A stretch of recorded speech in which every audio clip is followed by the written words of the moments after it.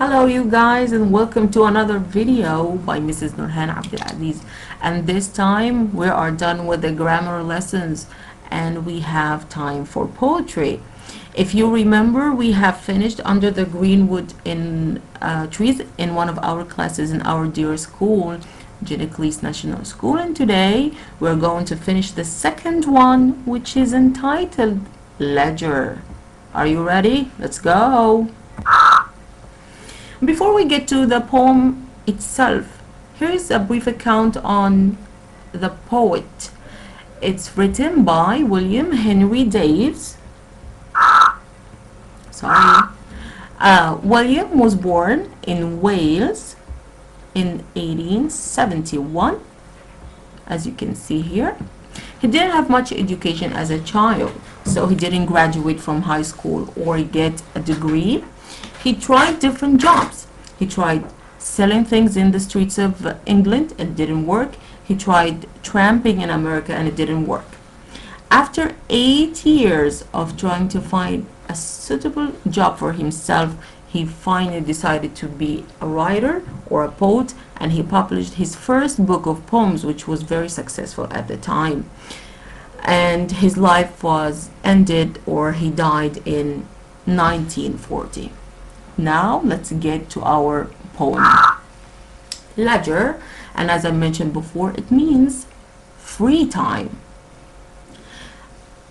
This is how we are going to deal with our poem today. I'm going to divide it into two parts to make it easier for you guys. Generally speaking, this poem is speaking about how our hectic life, very fast life, very full of worries, actually give us no time to enjoy the beautiful nature around us. So we're going to start with the first 8 lines, and then we'll get to the second part. What is this life is full of care? We have no time to stand and stare. No time to stand beneath the boughs and stare as long as sheep or cows. Here, as we are used to do in our classes, I will give you some definitions. The word care here means worries. The word stare means to take a good look at something or look at something for quite some time. No time to stand beneath. The word beneath means under. Boughs means the branches of the trees. And stare as long as sheep or cows. Of course, we know sheep and cows are animals.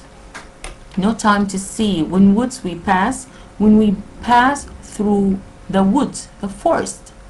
Where squirrel, a squirrel is a small animal that usually hides their food in grass, and I will give you a picture of it in the following slide. They're nuts in grass. No time to see in broad daylight. In bright daylight. Streams means river, full of stars like skies at night. Here's a quick paraphrase of the first 8 lines. Our life is full of worries that we have no time to stand and stare. We have no time to stand underneath the branches of the tree and stare at the beautiful nature around us like sheep and cows do. Because of our fast life full of worries, when we pass through the forest, we have no time to look where the squirrel hide their nuts.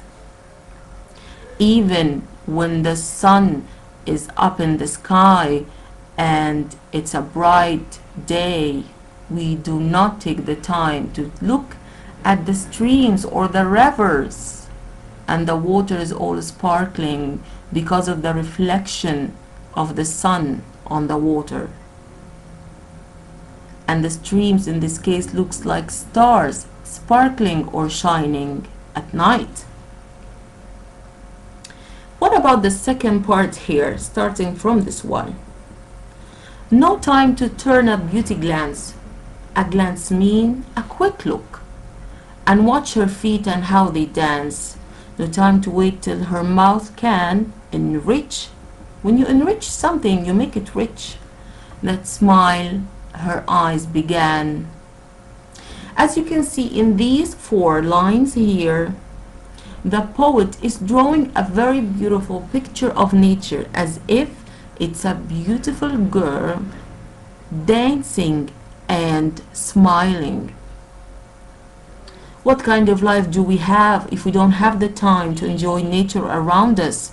Stop and stare at the beautiful scenery around us? It will be a poor life. It will be boring. It will be only full of worries if we do not take the time to stop and enjoy the nature, or enjoy the beauty of nature, enjoy the beautiful scenery around us. Again, the last 6 lines. In these 6 lines, the poet is personifying the beautiful nature around us as a beautiful girl dancing and smiling. And in the last 2 lines, he states his opinion that our life would be boring and only full of worries if we do not take the time to enjoy the nature around us. See, it's very simple. The first part is talking about how our fast, full of worries life doesn't give us a chance to enjoy the beautiful scenery. In the second part, the poet describes nature as a beautiful girl dancing and smiling. And finally, he states his opinion that if we do not take the time to stand and stare, our life will be poor, will be boring. Alright, here are some vocabulary that I have mentioned in the previous slide. Leisure means free time, beneath means under, the boughs are the branches of the tree, squirrel, this is the squirrel. A glance is a quick look, and enrich is to make rich. Here is how you paraphrase your poem. We are so busy in our lives that we cannot spare a moment to stand under the green trees to enjoy nature. The reflection of water when sun rays fall on it. When we pass through the forest, we don't see the hiding of grains in the grass by squirrel on winter mornings. The poet feels even the cows and sheep are enjoying their life as they are not in hurry and not missing out on the simple yet beautiful form of nature. We do not even have time to look at the sky full of stars at night for a few minutes. The poet pities, and pity here means feels sorry that human race, human beings, us, time is running and so are we, but still we are living our life but not enjoying it. We are failing to see this beautiful side of nature, which has been personified as a beautiful girl who's young and dancing merrily, and the word merrily means happily. Here's the figure of speech that we have. In this line, watch her feet, how they can dance. Who can dance? Of course, people. Only people can dance.